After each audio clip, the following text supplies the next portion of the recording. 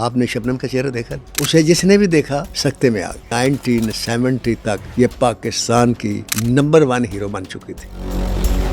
ऐसी औरतों के करीब भी लोग आना बड़ा फख्र महसूस करते हैं। नजर साहब ने फिर वो गाना पिक्चराइज किया, उसी मोच के साथ भागती रही और शाट दिया। वो अब भी कहती हैं कि मेरी उस मोच का पेन सर्दियों में आज भी उभरता है।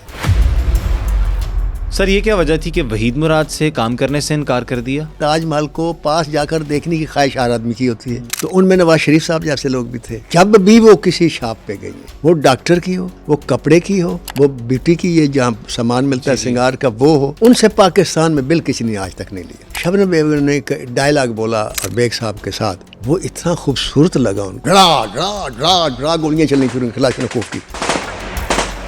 लेकिन मेरी ख्वाहिश है अगर ज़िंदगी ने वफा की तो मैं ढाका जाऊँ और ढाका जाकर उनको खुद उनके घर पर सरप्राइज दूंगा कि मैं सिर्फ आपको मिलने आया हूँ।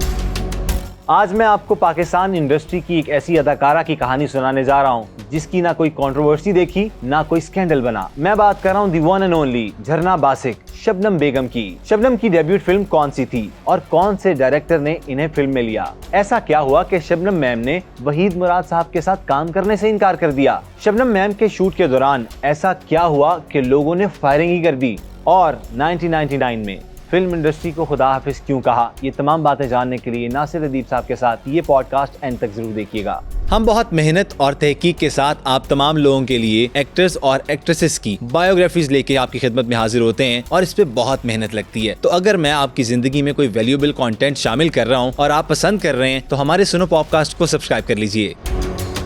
अस्सलाम वालेकुम नासिर अदीब साहब, क्या हाल है? खैरियत से हैं? वालेकुम अस्सलाम वरहमतुल्लाह वबरकातुहू। उसका लाख लाख शुक्र है कि इसी जंगली के दौर में खुद गाड़ी चलाता हूँ, खुद आता हूँ जाता हूँ, उठना बैठना दौड़ना भागना सब चल रहा है।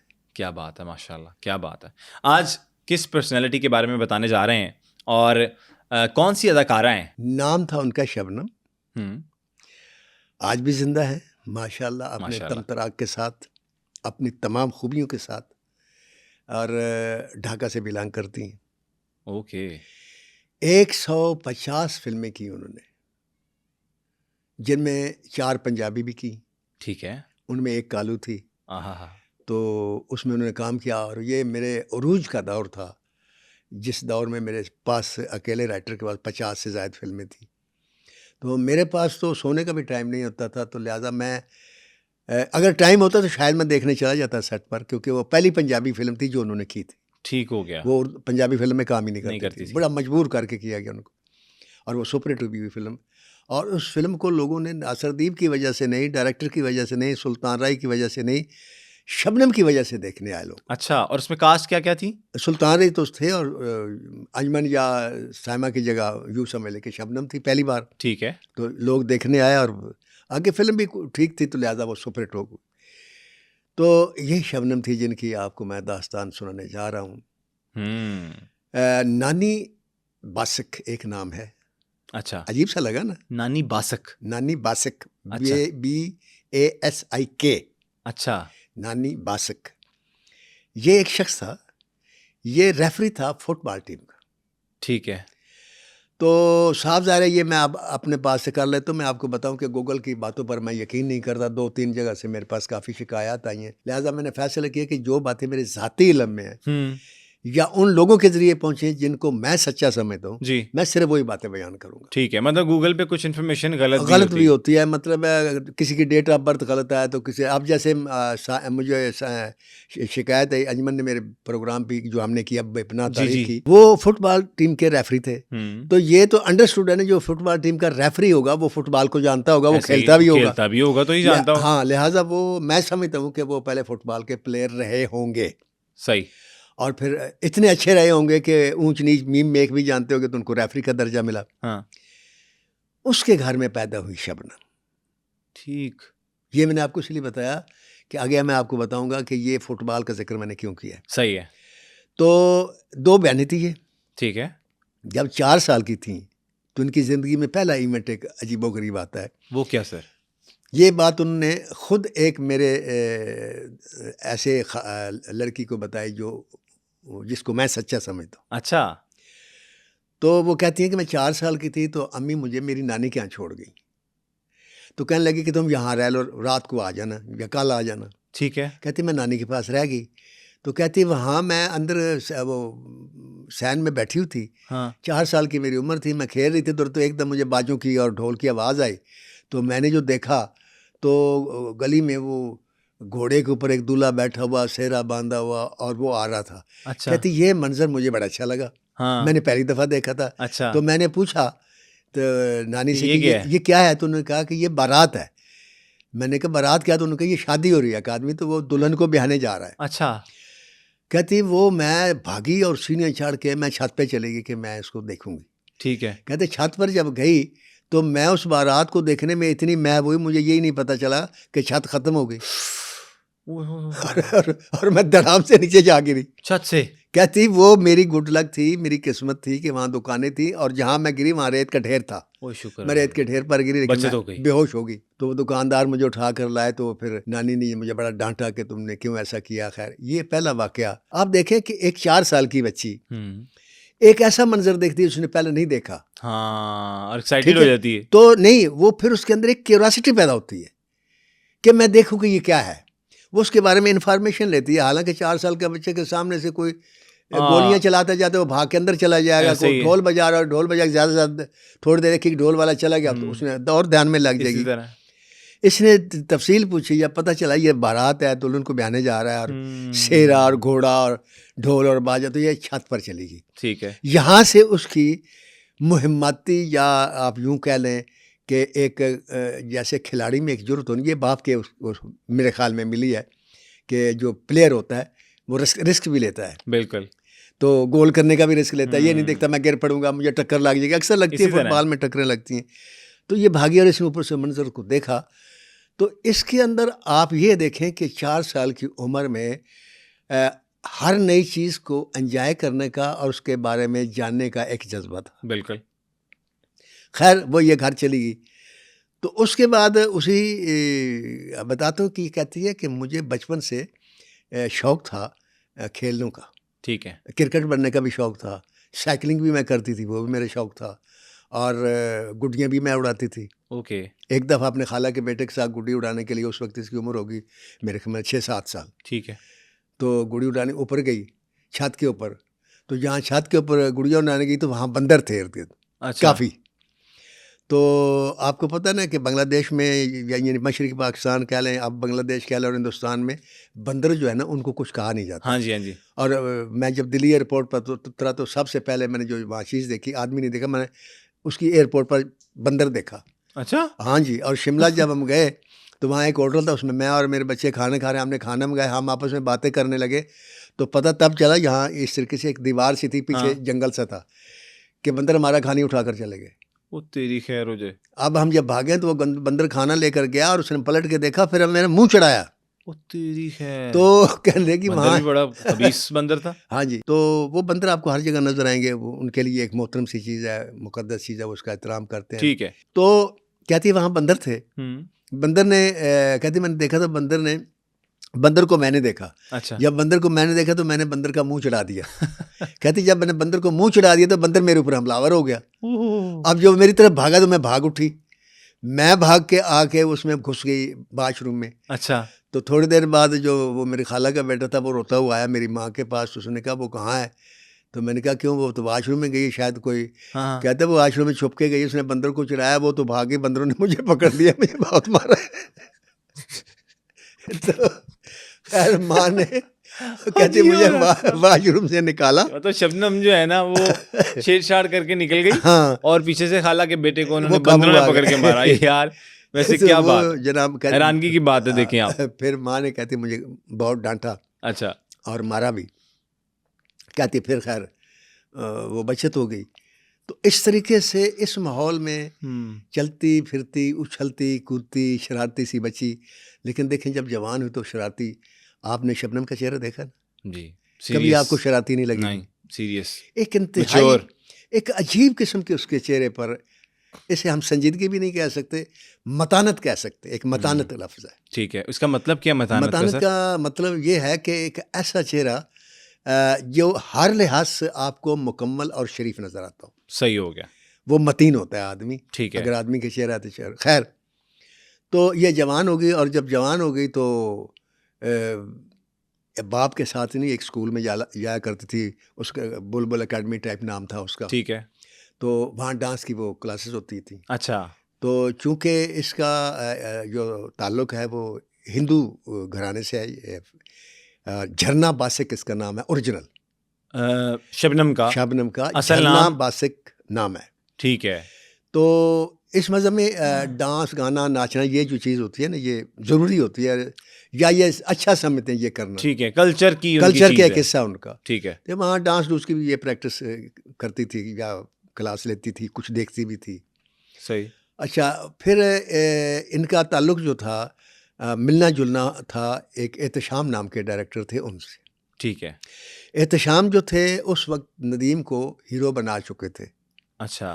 और वो यूँ कह लें कि नानी बासिक जो था उसके जी। दोस्त भी थे। अच्छा, उनके दोस्त थे। उन्होंने इस लड़की को देखा ना, तो उन्होंने कहा कि बासिक यार, ये लड़की तो आर्टिस्ट है, इसको फिल्मों में आना चाहिए। हाँ। वो खैर उनके लिए तो फिल्म में आना खुशी की बात है, वो हमारा कल्चर तो नहीं कि जी लड़की फिल्मों का नाम ले तो मारना ऐसे शुरू ही कर है। दे। उन्होंने कहा ठीक है, तो उन्होंने पहली फिल्म में इसको लिया चंदा को। चंदा? चंदा फिल्म नाम था फिल्म का। ठीक है, उसमें फिल्म में वो ले लिया। फिल्म सुपरहिट हो गई। अच्छा। दूसरी फिल्म आई तलाश, वो भी सुपरहिट हो गई। वाह। उसके बाद उस वक्त चूँकि मशरक़ी पाकिस्तान था, वहीद मुराद मरहूम ने देखा इसको, तो उनको इस चेहरे ने हिट किया कि यार ये इस किस्म की आर्टिस्ट है तो लेना चाहिए। फिर उन्होंने इसको हीरोइन लिया समुंदर फिल्म में। ओके। और यूँ ये समुद्र में जब आई, यहाँ जब लोगों ने देखा, तो उसके बाद इनको शबाब साहब ने भी अल्लाह जन्नत बख्शे पकड़ लिया, और शबाब लोगों- करानवी साहब ने। करानवी निशान ने, किस और लोगों ने भी पकड़ लिया। फिर होते होते 1970 तक ये पाकिस्तान की नंबर 1 हीरो बन चुकी थी। क्या बात। ठीक है। और मज़ेदारी की आपको ये बात बताऊं कि मैंने देखा है कि नंबर 1 जो हीरोइंस होती हैं हमारे यहाँ, हाँ जी। अब पता नहीं ये ज़्यादा हो गया। उस दौर में तो नंबर 1 हीरो भी हम डायरेक्ट मिलते थे, हाँ जी। नंबर 1 हीरोइन के घर भी डायरेक्ट जाते थे, लेकिन ये ज़रूर था कि नंबर 1 हीरोइन का डायरेक्ट बात नहीं करती थी। वो ज़्यादा से ज़्यादा ये होता था कि उसका एक डेट देने वाला लड़का होता था, वो ठीक डेट है। देता था। पीए टाइप। हाँ, लेकिन उस तक अप्रोच जो है वो बड़ी आसान थी। ठीक है, इजी टू मैं अपनी इंडस्ट्री की बात, अपनी से मुराद, मैं तो कराची की इंडस्ट्री भी मेरी इंडस्ट्री है, लेकिन सिटी की बात कर रहा हूँ। लाहौर इंडस्ट्री का जो उरूज का दौर था, उसमें हम हीरोइन को डायरेक्ट मिल लेते थे, हीरो से भी डायरेक्ट मिल लेते थे, पैसों की बात भी डायरेक्ट होती थी। अच्छा, कोई ये नहीं कि जी वो बीच coordinators, में प्रोटोकॉल, agencies। एटीट्यूड ये नहीं था, ठीक है। जो आज बहुत है। आज तो आज अगर हमने मैं शयाद से बात करनी हो, टेलीफोन पे बात करनी हो, तो 2-3 महीने लग जाते हैं। मतलब पहले उसका नंबर ढूंढो, नंबर ढूंढते ढूंढते उसका नंबर मिला, वो मिलाओ। ये मैं बुराई में नहीं कह रहा, ये एटीट्यूड है जो चल रहा है। मतलब ये जो सिर्फ- अभी जो ट्रेंड चल रहा है, ये आप ट्रेंड चल रहा है। उसमें मायरा खान भी हैं, उसमें सारी हैं, और उसमें फवाद खान भी है। वो आपको जब उनका ओरिजिनल नंबर मिलेगा वो बंद मिलेगा। ठीक है। अब आपने उसके फिर कोई मैनेजर का नंबर देगा, अब मैनेजर का नंबर मिलेगा, वो अटेंड करेगा। हाँ जी, मैं वशियात से मिलना चाहती। क्यों मिलना चाहते? जी मैं फ़िल्म साइन करना चाहता हूँ। जी आप मुझे स्क्रिप्ट भेज दें। ठीक है। अब स्क्रिप्ट एक प्रॉपर्टी होती है जिसके ऊपर 5-10 करोड़ 15 करोड़ रुपया लगना, तो वह कैसे भेज दे भाई सेक्रेटरी को? हाँ, भाई आप उनसे बात करवाएं, हम उनको करेक्टर सुना देते हैं। ठीक है। नहीं जी आप स्क्रिप्ट भेज दें। ना स्क्रिप्ट जाता है, ना वो बात करते हैं, ना उनसे मुलाकात होती है। और अगर मुलाकात होती है तो वो फिर मसलन पैसे कितने लेंगे जी, तो वो भी उसी मैनेजर ने बताना इतने ये है वो है। ठीक है, उस रखा ही इन्होंने इसलिए। तो आप देखें कि मेरे जैसा आदमी जो पाकिस्तान फिल्म इंडस्ट्री में इस मकाम पर अल्लाह की रहमत से खड़ा है, कि मैं अगर इनको फ़ोन करूं, मेरा फ़ोन नहीं अटेंड होता। ठीक है। और अगर मिलना चाहूँ तो वो तो खैर बड़ी दूर की बात है, वो तो फिर पत्नी कहाँ से गुजर के कितनी गलियाँ तंग गलियों से जाना पड़ता है। सही। ये मैंने डिटेल आप इसलिए बताई कि ये नंबर 1 हीरोइन थी, कोई इसके मुकाबले में हीरोइन नहीं थी। फर्स्ट चांस शबनम होती थी। ठीक है। ठीक है। जिसका सबसे बड़ा सबूत है कि सबसे बड़ा हीरो उस वक्त नदीम था जी। सबसे बड़ी हीरोइन ये थी, और नदीम के साथ इनकी लगातार 50 फिल्में, ओके। और उन 50 फिल्मों में मेरे ख्याल में 40 के करीब सुपरहिट होगी। वाह, बड़ी इतनी बात। जोड़ी लोगों को पसंद थी। और उसके अलावा इन्होंने पाकिस्तान के हर हीरो के साथ काम किया। मेरे ख्याल में उनकी तादाद तकरीबन 20-22 है, जिसमें एजाज दुरानी भी है, वहीद मुराद भी है, रज़ाक नाम का हीरो भी है, और वो हीरो इज़हार काजी भी है, अजीब व गरीब हीरो है, लेकिन सबके साथ काम किया और सुपर हिट रही। और सबके साथ सुपर हिट रही। 1970 से लेकर आपको बता रहा हूँ 80 तक बिला शिरकत गैरे, यानी इनके मुकाबले में कोई हीरो नहीं थी। ये ओनली चॉइस थी, ओनली। वाह। ठीक है। और वाहिद हीरो ने पाकिस्तान फिल्म इंडस्ट्री की जिसने 13 साल लगातार निगार अवार्ड लिए। वाह जी वाह। उस वक्त हुकूमत का अवार्ड छोड़ के सबसे बड़ा अवार्ड जो था निगार अवार्ड वो था। निगार अवार्ड था। बिल्कुल सही। मैं बड़ा खुश होता हूँ और बड़ा फख्र करता हूँ कि मैंने 7 निगार अवार्ड कंटिन्यू लिए। माशाल्लाह। वैसे तो मेरे पास 16 हैं, लेकिन उनके पास मेरे पास 7 कंटिन्यू नहीं आगे। ठीक है, कभी 2 साल, फिर 1 साल गायब, मैं फिर समझ गया हूँ, गैप आ गया, लेकिन इनको 13 साल मुसलसल अवार्ड मिले। वाह जी वाह सर, क्या ठीक बात। है। तो उन्होंने 30 साल काम किया, 30 साल में 13 अवार्ड लिए। तो चूँकि वो उनकी एक फ़िल्म होती तो उनको पे टाइम लगता था, हम उसकी फ़िल्म ख़त्म होने तक 2 कहानियाँ लिख लेते थे। तो मैं वैसे भी इतना अरसा हो गया, लिहाजा हमारे अवार्ड की तादाद ज़्यादा, लेकिन रिकॉर्ड उनका है। तो ये मैंने आपको बताया कि वो हीरोइन हर वक्त अवेलेबल थी हर आदमी के लिए। ठीक है। कोई एटीट्यूड नहीं था। शबनम से मिलना, उनकी कोठी चले जाओ, नौकर दरवाज़ा खोलेगा, हाँ जी शबनम से, हाँ जी, ड्राइंग रूम में बैठ गए, थोड़ी देर बाद शबनम आ गई, साथ रोबन घोष आ गए। रोबन घोष उनके शौहर का नाम है। अच्छा। ये वो जितनी अच्छी आर्टिस्ट थी, रोबन घोष उससे अच्छा म्यूज़िक डायरेक्टर था। ओके। जितनी फिल्मों में उसने म्यूज़िक दिया। और ये भी बांग्लादेशी थे? ये भी बांग्लादेशी थे। ठीक है। और मुसलमान थे? नहीं, वो भी हिंदू थे। ठीक है। जितने मतलब है उन्होंने म्यूज़िक फिल्मों में दिया, वो सारा म्यूज़िक सुपरहिट हुआ। और मैं उनको पाकिस्तान का मदन मोहन कहता हूँ। मदन मोहन ने भी ज़िंदगी में जितनी फिल्मों का म्यूज़िक दिया सुपरहिट दिया। इनके वो गाना तो कभी भूलता ही नहीं ना, तेरे भीगे बदन की खुशबू से ये हवा भी हुई मस्तानी सी, आपने सुना होगा। बिल्कुल सर। आप उसके म्यूज़िक और कंपोजिशन को देखें। एनी हाउ, ये हर वक्त अवेलेबल, हर सी, और इतने प्यार से मिलती थी। यहाँ तो मैंने यहाँ भी देखा ये बात कि कोई हीरो ने आया तो उसको पता चला ना जी आपको कोई मिलने वाले हैं, वो आपके फ़ैन हैं, तो अवॉइड करती हैं। हो सकता है आज का दौर भी कुछ बदल गया, मैं ये नहीं कहता। हाँ, सही बात है, कुछ चीज़ें, लेकिन वो अवॉइड करती थी। मैं शबनम वाहिद आर्टिस्ट है जिसको जब पता चला ये फ़ैन मिलने आया, ये कहाँ है, वो है, अच्छा। अब वो दरवाजे में खड़ो, ये चल के उसके पास चली, जी भाई क्या हाल है। उसने ये हम आपकी फिल्में देखते हैं, आप बहुत अच्छे, थैंक यू वेरी मच जी, ये है वो है। वाह जी। वो बात करके ख़त्म। एक उनका वाक़या कि वो घर गई, दोस्ती फिल्म थी, शायद बन रही थी। दोस्ती पाकिस्तान की एक्स्ट्राऑर्डिनरी हिट फिल्म है, उसके हीरो एजाज थे। ठीक है। और एजाज हीरो को मैं पाकिस्तान का भारत भूषण कहता हूँ। वो भारत भूषण को भी वहाँ किसी ने आर्टिस्ट नहीं माना। हाँ। लेकिन जितनी फिल्मों में काम किए सारी सुपरहिट है। फिर क्यों नहीं आर्टिस्ट माना? बस नहीं मानते ना लोग। ये तो आप देखें ना, ये अपने अपने नसीब की भी तो बात। बाद लोग एक फिल्म करते हैं और आर्टिस्ट बन जाते हैं। तो यहाँ एजाज दुरानी साहब को उन्होंने उस मकाम को आर्टिस्ट नहीं माना, लेकिन उन्होंने जितनी फिल्मों में काम किया वो सारी सुपरहिट है। सही। और क्लासिक फिल्मों में शुमार है, मसलन हीर रांझा, हाँ बड़ी फिल्म से, मिर्ज़ा जट, दोस्ती।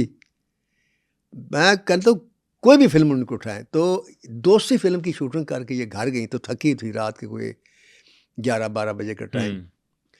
तो इसने देखा कि जब गाड़ी इसकी गई ना, तो गाड़ी घर के बाहर ना एक टोला बैठा हुआ है औरतों का, जिसमें 16-17 औरतें थीं। ठीक है। वो गाड़ी देख के, तो ये गाड़ी तो खैर अंदर चली, गेट कीपर ने गेट बंद कर दिया। तो उस पर दरवाजे के दस्तक हुई, तो गार्ड से इसने पूछा ये कौन है। तो उसने कहा जी ये औरतें काफ़ी देर से बैठी हैं, ये कहती हैं हमने शबनम से मिलना है। अच्छा। तो ये अंदर चली गई, कहती ठीक है। अंदर उसकी रोबन घोष, इसने कहा बुला लो उनको। हाँ। तो वो 16-17 औरतें आईं और इससे कुछ 4-5 फुट के फासले खड़ी होकर इसको टकर देखना शुरू हो गई। ये उनसे बातें करने की कि बड़ी मेहरबानी, आप प्यार करती हैं, बड़ी मेहरबानी आप। हाँ, मतलब जिस तरह पोलाइटली कहते हैं। हाँ, पोलाइटली कहते। तो उसमें एक औरत बोली, कहती जी हम आपको छू सकते हैं। ये आप देखें औरतों की चाहत की इंतहा देखें कि उनको लग रहा था ये ख्वाब है। हाँ, नहीं ख्वाब नहीं। उन्होंने कहा कि हम इसलिए देखना चाहते हैं कि आप वाकई शबनम है और क्या ऐसी हैं आप। तो उन्होंने फिर छू के देखा, फिर उनको गले भी मिली, उनको खुश किया, ये चले गई। ये उनका, यानी आप यूँ समझ, ये उनका बूम पीरियड था, बूम अरूज इंतहा के, जहाँ मतलब ऐसी औरतों के करीब भी लोग आना बड़ा फ़ख्र महसूस करते हैं। बिल्कुल। लेकिन उसने जो भी उसके जिसने करीब आना चाहा, उसको उसने दूर नहीं किया। और इसके बावजूद वो वाहिद लड़की है जिसका कोई आप ये नहीं कह सकते कि कोई स्कैंडल हुआ हो, कोई कंट्रोवर्सी हुई हो, क्या बात। किसी हीरो के साथ, किसी प्रोड्यूसर के साथ, किसी डायरेक्टर के साथ, नॉट एट ऑल। बड़ी बात। वो मैं फिर मुझे ताजमहल याद आता है ना, कि ताजमहल इतना खूबसूरत है कि उसको खुरचने को या ख़राब करने को दिल नहीं करता। सही कह रहे हैं। और हालांकि लोग फूल तोड़ लेते हैं, हाँ जी। ताजमहल को नहीं ना तोड़ते।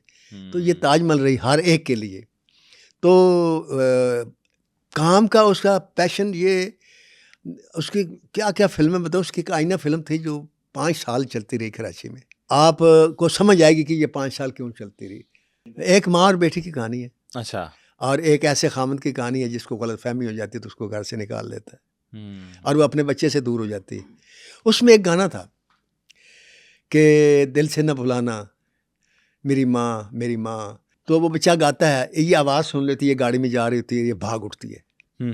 अब जंगल में नज़रुल इस्लाम साहब डायरेक्टर थे, उन्होंने क्या वो फिल्म बनाई थी। अब वो बच्चे की आवाज़ की तरफ भाग रही है। अब डेडिकेशन देखें, एक जंगल है उसके अंदर भाग रही है, तो नज़र बच्चे पर है। रास्ते में ठोकर लग गई, अच्छा। पाँव में मोच आ गई। वाह। और पाँव में मोच इतनी शदीद आई कि पाँव सूज गया। अब डायरेक्टर ने कहा कि शूटिंग कैंसिल कर दो। कहने लगी नहीं, मेरा ये पैशन टूट जाएगा, आप करें शूट, मैं शॉट दूंगा। बड़ा समझाया, उन्होंने कहा नहीं। नज़र साहब ने फिर वो गाना पिक्चराइज किया और ने उसी मोच के साथ भागती रही और शॉट दिया।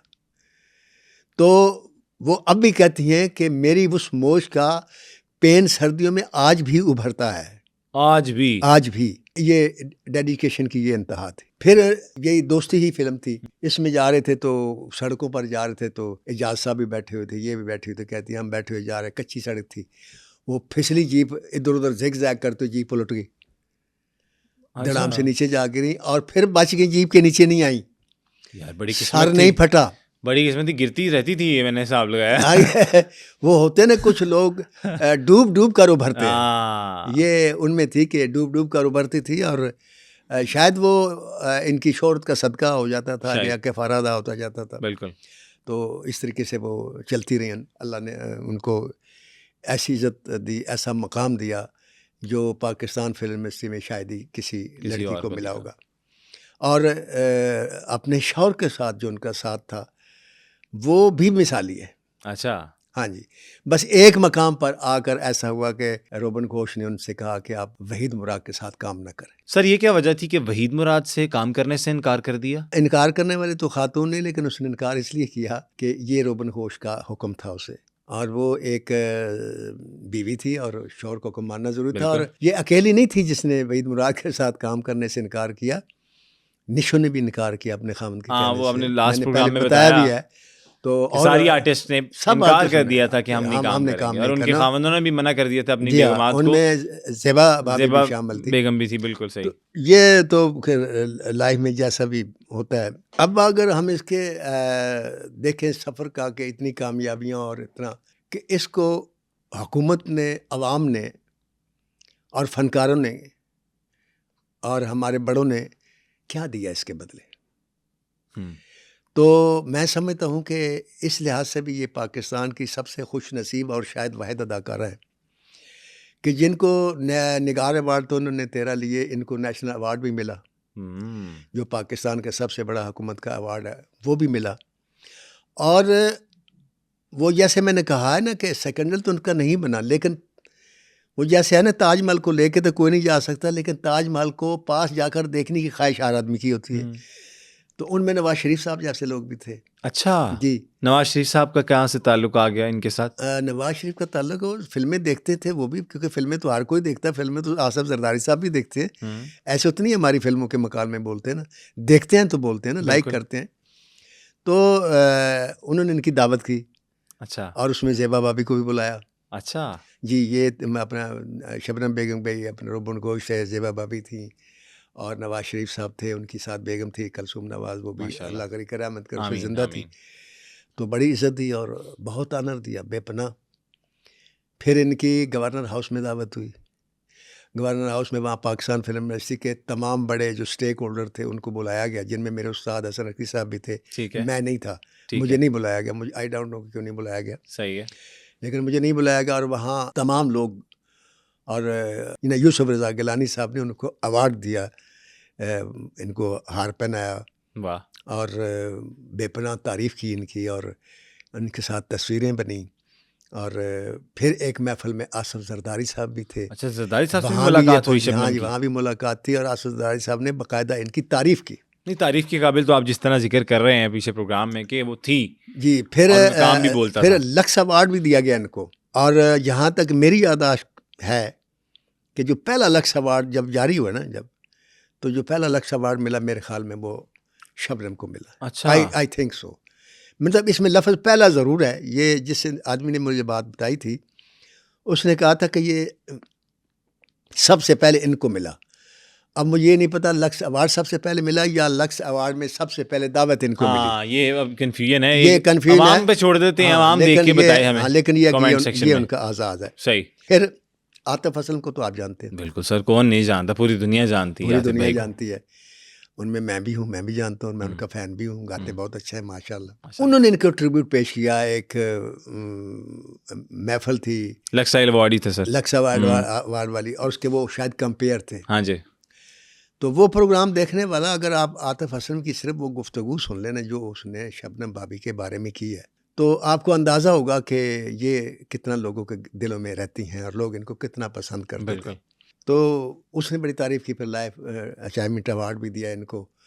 और फिर बेग साहब भी थे उसमें, नदीम बेग साहब। नदीम बेग साहब। तो वहाँ जब इनको माइक दिया गया, जी। बेग साहब भी साथ खड़े थे, शबनम भाभी भी साथ खड़ी थी, तो इनको माइक दिया गया कि कुछ कहें। तो इन्होंने पहला जुमला जो बोला वो ये बोला कि बेग साहब, आज आप मेरे साथ खड़े हैं और आपने मेरे साथ 50 फिल्में की हैं, हाँ। लेकिन शूटिंग पे आप हमेशा देर से आते थे, आज आप लेट नहीं आए, क्या वजह है? तो वो मुस्कुरा कर रह गए। उन्होंने बाद में बात की जवाब नहीं दिया, उन्होंने माइक भी दी कि इसका जवाब दें, लेकिन उन्होंने फिर इतना ही जवाब दिया कि बहुत अच्छा लगा आपका, आप इस काबिल हैं, आप ये हैं। बेग साहब ने उनकी बहुत तारीफ़ की। तो इससे आप अंदाज़ा लगाएं कि आप देखें, आप हमारी पाकिस्तान फिल्म इंडस्ट्री में काफ़ी हीरोइन हैं, मैं नाम नहीं लूँगा, जो टॉप क्लास पे रहीं, जिन्होंने काम किया, जिनमें अंजुमन भी है, सैमा बेगम भी है और बाकी लड़कियां भी हैं, लेकिन उनको ये एजाज़ नहीं दिया गया। क्यों नहीं दिया गया ये मुझे नहीं पता। ठीक है। इतनी ऑनर नहीं दी गई कि उनको मिनिस्टर ये वो बुलाएं। हाँ, अवार्ड जब मिले, जैसे मिसाल के उसामा बेगम को मिला लाइफ वो प्राइड ऑफ परफॉर्मेंस मिला, रेशम को मिला, उस वक्त मुलाकात होती है। लेकिन ये घर बुलाकर दावत शावत, ये मैंने कभी सुना नहीं। हो सकता है कि ये जाती हूँ, अभी हमारे इल्म में ना हो मेरे, ठीक है, वो मैं पूछ लूँगा। लेकिन इनके जो है ना वो बहुत ही ज़्यादा। और देखिए पाकिस्तान से वो यहाँ ढाका से 99 में तो वो हमेशा चली गई, छोड़ के इंडस्ट्री चली गई। लेकिन 94 में वो एक दफ़ा ढाका गई और फिर उन्हें बुलाया गया फिल्म में काम करने के लिए, और फिर वो वापस आई लोगों के इसरार पर। उनके ज़हनी तौर पर उन्होंने सोचा कि मैं अब रिटायरमेंट ले लेती हूँ। ठीक है। उसी दौर में जब वो वापस दोबारा आई तो उनको कालू में साइन किया गया। सही। ये चांस लेकर के, रशीद डोगर डायरेक्टर थे उसके, तो उन्होंने मुझे बताया कि यार नासिरुद्दीन क्यों ना हम शबनम को ले लें। मैंने कहा बड़ी बात है, ले लें। क्योंकि उस दौर में पहले तो हमारी पंजाबी फिल्म को कुछ समझते ही नहीं थे।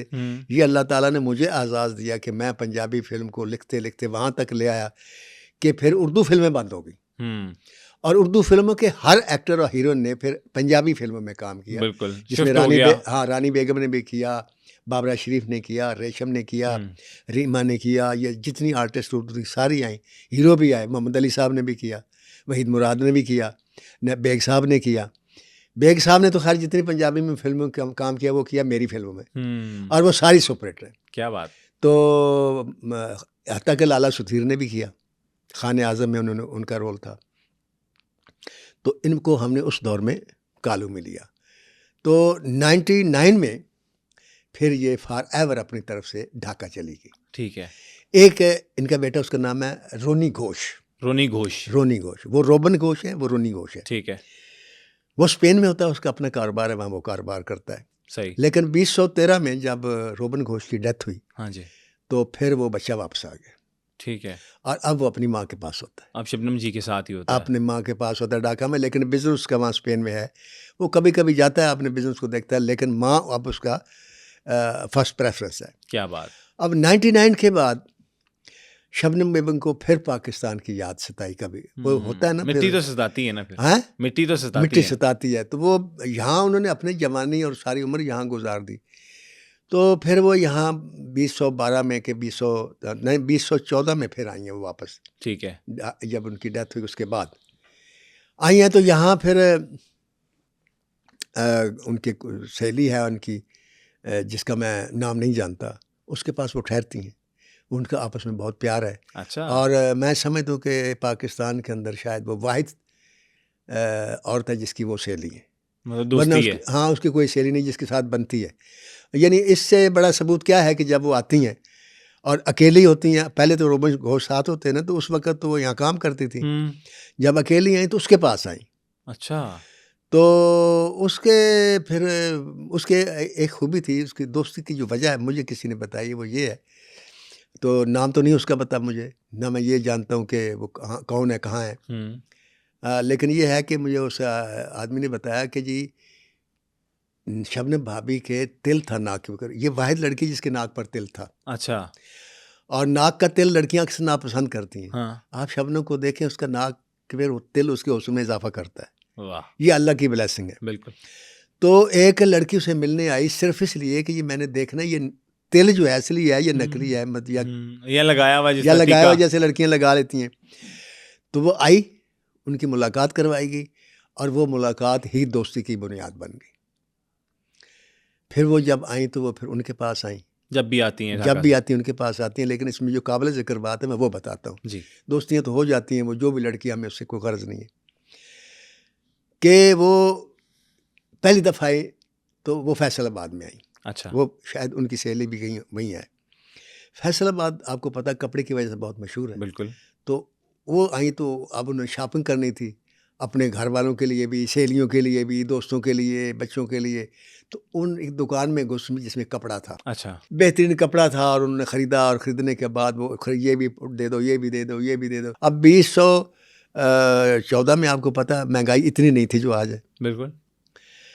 तो वो उसने देखा कि बिल हज़ारों में बन गया। तो वो जैसे सारी शॉपिंग हो गई तो उसने कहा मैडम कुछ और, जैसे कस्टमर पूछते हैं।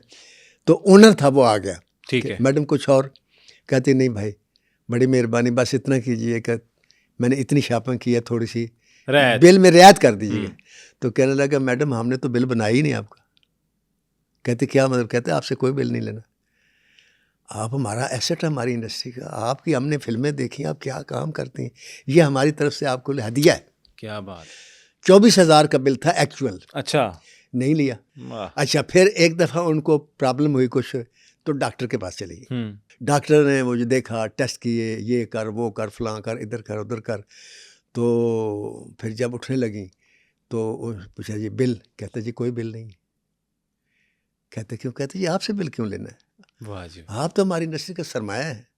ये होती है कदर। ये होती है कदर, लेकिन ये किसी किसी को नसीब होती है। ये भी किसी किसी को नसीब होती है। आप देखें ना, हर आदमी को कदर नसीब नहीं होती। देखें पाकिस्तान फिल्म इंडस्ट्री का मुल्क का असासा तो लोग मुझे भी कहते हैं। बिल्कुल सर, आप हैं, प्राइड कहते नहीं हैं। प्राइड ऑफ परफॉर्मेंस भी कहते हैं। बिल्कुल। लेकिन साहब जी हमें तो कभी किसी ने मुफ्त का कोई चीज़ नहीं दी सर इंशाल्लाह। बल्कि मुझे देखकर पैसे बिल ज़्यादा बनता है। हैं? मैं अक्सर अपने बेगम के साथ जब जाऊँ ना तो वो आप तो हमारा सरमाया है जी, आप ये हैं, मैं वो हैं, मैं तो मैं उसके कान में कह देता हूँ जी ये बिल जड़ा अगर 1000 का ना तो 1500 का बना। क्योंकि ने जड़ा मेरी तारीफ की थी, और ऐसा ही होता है, ऐसे ही होता है, अमूमन इस तरह ही होता है। सही। लेकिन ये भी बड़ी बात है कि कोई एक्सेप्ट कर ले, कोई आपकी तारीफ कर दे। ये भी अल्लाह की ब्लेसिंग है, वरना कोई किसी के लिए ज़रूरी तो नहीं है कि वो हमारी तारीफ करे, कोई भी नहीं। बिल्कुल। तो ये फिर उन्होंने बताया कि जब भी वो किसी शॉप पे गई हैं, वो डॉक्टर की हो, वो कपड़े की हो, वो ब्यूटी की, ये जहाँ सामान मिलता है श्रृंगार का वो हो, या कोई हो, उनसे पाकिस्तान में बिल किसी ने आज तक नहीं लिया। वाह जी वाह। और वो एक दफ़ा नहीं कई दफ़ा यहाँ पाकिस्तान आई हैं। अच्छा, शबनम जी को खाने में क्या पसंद था? शबनम को खाने में क्या पसंद था आपको पता है, ढाका रहती हैं, क्या खाती होंगी आप अंदाज़ा लगाएं। पर मुझे आपको पता है बंगाली कितना मछली खाता मछली, चावल। है वो एक टाइम नहीं, 2 टाइम नहीं, 3 टाइम मछली खाती हैं डेली। डेली। उसमें कोई आप देखें ना, हम आप रोज़ डेली गोश्त खाएं ना तो एक दिन मुंह मछली खा के ख़राब तो हो अजीब जाता ही है हालत यार। होती है, अब ज़्यादा ये खा लो। कोई और आज दाल खा लेते हैं, आज ये कर दाल मुसलसल खा तो जी भर जाता है। वो जब से उन्होंने होश संभाला है वो मछली खाती हैं और 3 टाइम खाती हैं। ना उसमें नागा करी किया उसने ज़िंदगी में, ना आज तक मॉर्निंग वॉक में नागा किया है। वाह। आप इससे उनकी फ़िटनेस का भी अंदाज़ा लगा लें और हेल्दीनेस का भी अंदाज़ा लगा लें। तो एक वाक़या मैं बड़ा इंटरेस्टिंग आपको सुनाता हूँ कि जी। लाज वाले एक फ़िल्म है, जावेद फाज़ल साहब डायरेक्टर थे, तो शबनम भाभी उसमें काम कर रही थी, बेग साहब भी थे। सुपर हिट हुई फ़िल्म वो। तो शूटिंग उसकी थी पहाड़ों में, अच्छा। तो सीक्वेंस होगा। हाँ जी। मैंने तो फ़िल्म देखी नहीं, लेकिन अब वो वहाँ परफॉर्मेंस कर रही थी, इर्द-गिर्द देखने वाले पठान लड़के वो सारे जमा हो गए। अच्छा। हर उम्र का पठान, बूढ़ा भी, बच्चा भी, जवान भी। वो मजमा लग गया, अब उनको रोक तो सकते नहीं थे। बिल्कुल। तो वैसे वो बड़ा तावन कर रहे थे कि इधर हो जाओ तो इधर हो जाना ये, हाँ। लेकिन देख रहे थे। ठीक है। शबनम बेगम ने एक डायलॉग बोला और बेग साहब के साथ, वो इतना खूबसूरत लगा उनको। एकदम कहती है फायरिंग शुरू की, दो ड्रा ड्रा ड्रा ड्रा गोलियां चलनी शुरू की खिलाशनकोफ की। कहते फौरन बेग साहब लेट गए, मेरा हाथ पकड़ा, मैं भी लेट गई, वो डायरेक्टर भी लेट गया, सारे लेट गए, हम परेशान हो गए। हाँ, पसीना आ गया हमें। तो इधर जब देखा तो वो लड़के जो कलाशनकोफ हाथ में पकड़े, वाह वाह वाह, आपने कितना अच्छा बोला, कितना अच्छा शार दी, हमारी तरफ से दाद है आपको। लाला पठानों की दाद है। उसके बाद वो इसरार करके अपने घर ले गए पूरी टीम को। हाँ। कि आप हमारे साथ खाना खाएंगे। फिर उन्होंने खाना खिलाया, बड़ी इज्जत दी, ये वो। नहीं, पठान इज्जत तो पूरी देते हैं, ये हाँ, बात तो लेकिन ये देखे दाद कैसे दी, बड़ी प्यारी। हाँ जी, वो ऐसी दाद दी कि वो डर गए। डर गए कि बखा किसी को हार्ट अटैक ही हो जाए, मतलब ये बड़ा मुश्किल होता है। लेकिन एनी हाउ ये उनकी ज़िंदगी में वाक़यात जो हैं ये चलते रहेंगे और आते रहेंगे। और मैं समझता हूँ कि शबनम को अगर मैं पाकिस्तान फ़िल्म इंडस्ट्री की एकेडमी कह दूँगा औरतों के लिए तो बेजा नहीं होगा। क्या बात कि उसने हर किस्म के रोल किए। आप यकीन करें, मैंने उनकी बड़ी बेशुमार फ़िल्में देखी हुई हैं कि वो एक तो उसके झील जैसी आँखें वो सुनते थे, लेकिन देखी पहली बार कि वाकई झील जैसी ऐसी ही होती हैं। और जब काला रंग भी साथ जुड़ जाए और ऊपर से बाल उनके घने और काले और लंबे, तो वो सारा ये हुस्न मिलके वो जब बोलती थी ना डायलॉग, तो उस डायलॉग में आप यकीन करें कि एक ऐसी गहराई नज़र आती थी, यूँ कह जैसे एक दिल से होता है। एक डायलॉग आदमी ज़ुबान से बोलता है, एक डायलॉग इंसान दिल से बोलता है। तो वो दिल और उनका दिमाग जब ज़ुबान के साथ मिक्स होता था तो एक अजीब किस्म का लहजा जो सिर्फ उन्हीं का खासा था। आप उनकी फ़िल्म देखें, आपको महसूस होगा।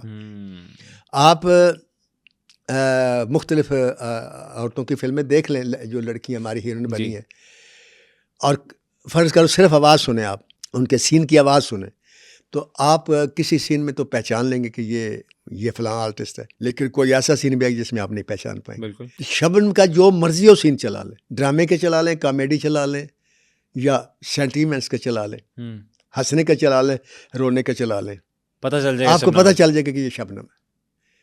जैसे मैडम नूरजहां की आवाज़ किसी भी गाने में सुने, आपको पता चल जाएगा कि ये मैडम नूरजहां का। मेहदी हसन कोई भी गाना गाए, गज़ल गाए, गाना गाए, आपको पता चल जाएगा ये मेहदी हसन है। तो ये खूबियाँ जो थीं ये उनके अंदर मौजूद थीं। अल्लाह ताला पाकिस्तान में, मैं समझता हूँ कि हर लड़की जो हमारी आर्टिस्ट है उसको नक्शे कदम पे चलने की तौफीक दे जो शबनम का था। जिस मेयार को उन्होंने अपने काम के मेयार को भी रखा, मिलने जुलने के मेयार को रखा, किसी प्रोड्यूसर के साथ, किसी डायरेक्टर के साथ उनका झगड़ा नहीं हुआ। इसलिए कि पाकिस्तान फिल्म इंडस्ट्री में जब भी झगड़ा हुआ किसी आर्टिस्ट के साथ, टाइम पर हुआ है या लेट आए हो, क्योंकि खर्चा चल रहा होता है। ऐसे ही है यार, आप ले रहे। पाकिस्तान फिल्म इंडस्ट्री में 3 एक्टर ऐसे हैं जो अगर 9 बजे का टाइम है तो 9 बजे से 1 मिनट पहले पहुंचे सेट पर। वो कौन कौन है? उनमें मर्दों में गुलाम मोहिउद्दीन, ठीक है, दूसरे हबीब, अच्छा, और बाकी सिर्फ ओनली वन वो शबनम। आहा। कभी टाइम से एक मिनट भी इधर उधर नहीं हुई। यही वजह है कि हमने बाकी डायरेक्टरों के और लड़कियों के सुने, उससे लड़ाई हो गई, झगड़ा हो गया, एनू नहीं लाना हुआ, गो एंज करना, ये लड़ाई वक्त पे नहीं आती, यूं है, या बोलती है, बदतमीजी करती है, फलां करती है। कभी झगड़ा नहीं हुआ, ना सेट पर किसी एक्टर के साथ उलझी हैं वो, ना किसी टेक्नीशियन के साथ उलझी हैं, ना किसी डायरेक्टर के साथ उलझी हैं, ना प्रोड्यूसर के बड़ा साथ ज़र्फ उलझी था हैं। सर, बड़ा ज़र्फ। तो नहीं, असल में जब्त भी था। असल में उसने अपने आप को उसके अंदर पत्नी बचपन से मैच्योरिटी थी, एक कॉन्फिडेंस था उसको। अगर कोई प्यार से देख रहा है तो वो ये घबरा ही नहीं कि भाई कोई प्यार से क्यों देख रहा है, क्योंकि देखें लड़कियों की तो सारे आशिक होते हैं, हीरो की लड़कियां आशिक होती हैं, इट्स बट क्लियर। इसी तरह लेकिन बाज़ लड़कियां होती हैं वो अपने फ़ैन से घबराती हैं, वो कभी घबराई नहीं। और यही वजह कि उनको कभी किसी फ़ैन ने करीब आकर वही है कि ताजमहल को तोड़ने की कोशिश नहीं की, किसी ने खुरचने की जरूरत नहीं की। बिल्कुल, वो चलते नहीं अपने सफ़र पर, और उनका सफ़र जो है वो जारी है। वो आज भी उनको पाकिस्तान की याद सताती है। अच्छा। और जब भी उन्हें कोई बुलाता है प्यार से किसी फंक्शन में, किसी दावत में, तो वो ज़रूर आती हैं। ये उनकी पाकिस्तान से मोहब्बत की बहुत बड़ी निशानी है। और मेरी ये ख्वाहिश है, मैं वैसे तो नहीं मिल सका, लेकिन मेरी ख्वाहिश है अगर ज़िंदगी ने वफ़ा की तो मैं ढाका जाऊँगा, और ढाका जाकर उनको खुद उनके घर पर सरप्राइज़ दूंगा कि मैं सिर्फ आपको मिलने आया हूँ। वाह जी वाह। कि मैं पाकिस्तान फिल्म इंडस्ट्री में तो नहीं मिल सका, आज मैं मिलने आया हूँ। क्या बात है। कोई सर शेर हो जाए शबनम बेगम के लिए? अरे हाय, क्या मैं शेर सुना हूँ यार। कोई कमाल किस्म का शेर हो जाए, ताजमहल जैसा। ताजमहल जैसा शेर सुना दो। वो तो वही है, परवीन शाकर का शेर है, जो मैं समझता हूँ कि बहुत ही आला है, कि जो शबनम भाभी से भी ये कह सकता हूँ, आ जा के अभी ज़ब्त का मौसम नहीं गुज़रा, आ जा के पहाड़ों पे अभी बर्फ़ जमी है, खुशबू के जज़ीरों से सितारों की हदों तक, शबनम जी इस शहर में हर शय है, एक तेरी कमी है। उम्मीद करते हैं कि पॉडकास्ट आपको बहुत अच्छा लगा होगा। इसी तरह के मजीद पॉडकास्ट देखने के लिए सुनो पॉडकास्ट को सब्सक्राइब कर लीजिए, और आप नेक्स्ट किस पर्सनैलिटी के बारे में जानना चाहते हैं हमें कमेंट सेक्शन में ज़रूर आगाह कीजिएगा। तब तक के लिए अपने होस्ट अब्दुल सिद्दीक को और नासिर अदीब साहब को दीजिए इजाज़त। अल्लाह हाफ़िज़ नासिर।